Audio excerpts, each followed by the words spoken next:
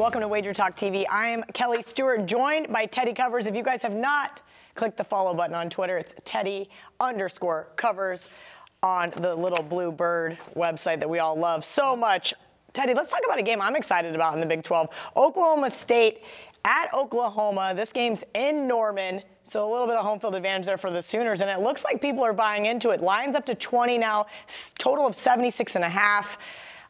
Bedlam is always interesting. I'm kind of looking at the mullet and Mike Gundy here. That's a lot of points in a rivalry game, but this Oklahoma State team has shown moments of promise this year and really looked deflated in other areas. Sure, very inconsistent ball club. And we saw more of that last week in the loss at Baylor for the Cowboys.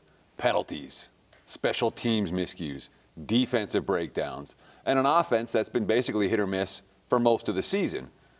Kyler Murray's not hit or miss. I mean, this guy can play. And the question is, can he play and can the defense play so that the Sooners are going to win this game by 3 touchdowns? And obviously we've seen a fair bit of money come in Oklahoma. And this isn't square money.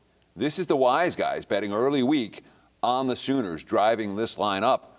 I can't say that I blame them in theory, but boy, it's a lot of points, isn't it, for a Cowboys team, A, that can score, and B, a Sooners defense that has shown vulnerability. I mean, as I mentioned, we've seen them. I played against them. I took Texas Tech, double digits, no problem. Texas Tech winning that game. And then I said a couple of weeks ago when they played Texas, you guys, we're going to get the most from this Oklahoma team. I think they play up to their level of competition, which is why we saw just such a flat spot at Baylor last week. 4-0 against the spread, catching more than 14 points in the last few years.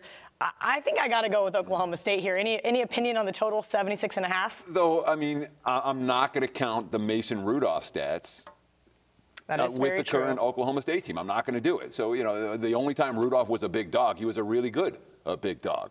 This has been a fairly one-sided series. It's been the Sooners have won 11 of the last 13. Gundy's 2-11 against this team. And the last 3 years, Oklahoma's covered, Oklahoma's covered, Oklahoma's covered. That being said, 4 years ago at plus 21, that was the Mason Rudolph coming out party.